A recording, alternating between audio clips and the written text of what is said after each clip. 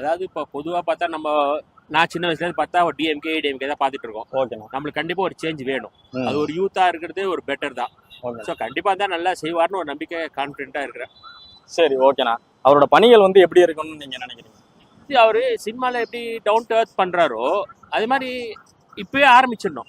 எல்லா இடத்துக்கும் போகணும், எல்லார்ட்டையும் பேசணும், மக்களோட கருத்து கேட்கணும், எது டெபிசிட் இருக்கு, குறைகள் இருக்கு, அதெல்லாம் கொஞ்சம் நிவர்த்தி பண்றதுக்கு அவரால் முடியுமா செஞ்சு ஆரம்பிச்சிடும். அவரோட ரசிகர் மன்றங்கள்ல அவங்களோட பணிகள் பண்ணிட்டு தான் வர்றாங்க.